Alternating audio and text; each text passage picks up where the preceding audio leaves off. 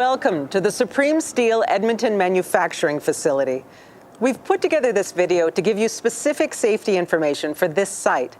But before you watch this, make sure that you've seen the Supreme Group General Safety Orientation video first. We'll be assuming that you've seen it. This video is divided into several sections. At the end of each section, you'll be given a short quiz so you can review what you've learned.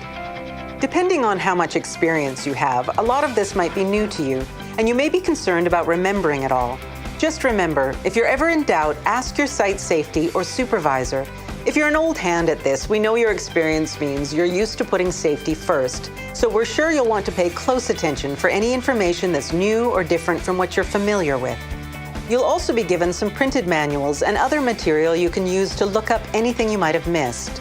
You must take the time to go through this stuff. We think you'll agree it's important. All right, let's get started.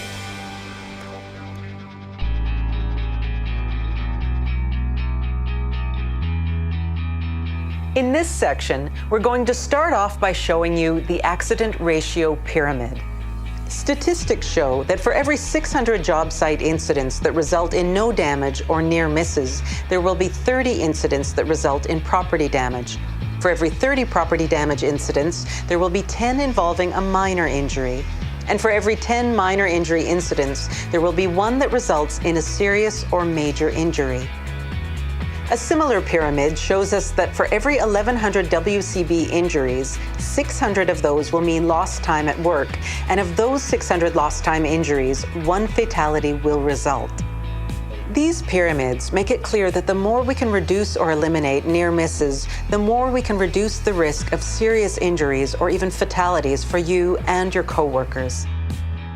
We all know safety is more than just avoiding accidents and more than common sense. It's an attitude that has to be learned. As kids, we didn't know how important it is to look both ways before crossing the street. We had to learn it. That same learning process needs to go on all the time. The habit of safety must also be continually reinforced. If you're a new worker in your 20s, your risk of injury is the highest of any worker. Some industries report that workers under age 25 are more than twice as likely to get killed in the first 6 months of employment as their older, more experienced coworkers, and 1/3 more likely to be injured. In 1998, 7,800 young workers were injured badly enough that they had to miss more than one day of work. In the first 10 months of 1999, 11 young Alberta workers were killed on the job. Young workers make up 16% of the workforce, but have 22% of the accidents. So, if you're a young worker, how do you reduce your risk? Ask questions. Make sure you know the hazards in your workplace. Remember, there's no such thing as a stupid question when it comes to safety. Your supervisor would rather explain things to you than fill out an incident report afterwards. Don't become a statistic. We all have responsibilities at this work site, and they can be different depending on what job we're doing. We covered some of these in the general safety orientation video, but it's important to go over some of these again. If you're a worker, you're responsible for obeying and following all regulations, safe work practices and procedures, and policies. Working in a way that ensures everyone's safety, including yours. Reporting safety hazards to your supervisor. Asking questions when you're not sure how to do a task and making sure you completely understand what you're being asked to do. Remember, there are no stupid questions. Never do any job you aren't trained for or that you feel is unsafe. Your supervisor is responsible for maintaining a safe work environment, conducting incident or accident investigations, applying company safety policies and occupational health and safety regulations, and disciplining workers if needed. Supervisors are responsible for the workers who work for them. As part of your site orientation, your supervisor will give you some specific information about your job, including what time your shift starts and ends and when to take your coffee and lunch breaks. We expect you to show up at work every day on time, dressed properly for your work. We also expect that you will do the best job you possibly can. When you do your best, it contributes to the overall success of Supreme Steel, and that benefits you as well. What if something unforeseen comes up and it looks like you're going to be late or miss work? call your supervisor. You'll get his number as part of your orientation. Speaking of phones, we have landlines in the workplace that you can use. Restrict your outgoing calls to break times. If you need to make a call outside a break, clear it with your supervisor first. Our staff will take a message on any calls that come in for you during your shift and will forward the message to you at your next break. Let your family know that if the message is an emergency, tell the receptionist and you will be contacted on site immediately. Keeping things clean is an important part of safety, especially when it comes to food. You must eat in the lunchroom without exception. This keeps food out of the workplace where it doesn't belong. You should also wash your hands before you eat. You work with hazardous or toxic materials, and these can get into your food if you don't wash up first. Make sure you clean up after you eat as well. Leave the lunchroom the way you'd like to find it. Your coworkers will appreciate it. Cleaning is even more important where you work. Pick up dropped items, wipe up spills, and put tools and equipment away after use. Clean and tidy work sites are safer.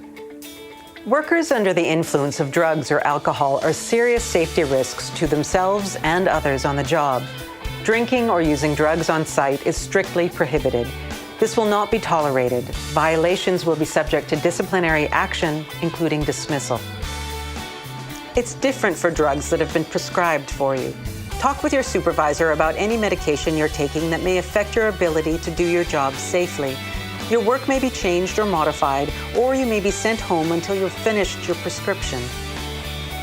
If you violate any of our rules or policies, or any current legislation, you'll be subject to our discipline policies. We want to make sure you understand what you did wrong, so we have a series of steps we take. Check your print material or ask your supervisor for more information on disciplinary procedures. As part of your on-site orientation, you'll be told where you can park your vehicle. If you park anywhere else, especially around the shop or in front of doors, your car or truck will be towed away. We've already mentioned a few things that will be included in your on-site orientation, which will be conducted by your supervisor. You'll be shown where to find the first aid facilities, fire extinguishers, eye wash stations, emergency evacuation or muster points, and other important locations. You'll also be introduced to a number of people, including the first aid attendants and your health and safety committee representative. The orientation will also include non-safety items, such as the locations of bulletin boards, telephones, time clocks and how to use them, washrooms, and the lunchroom.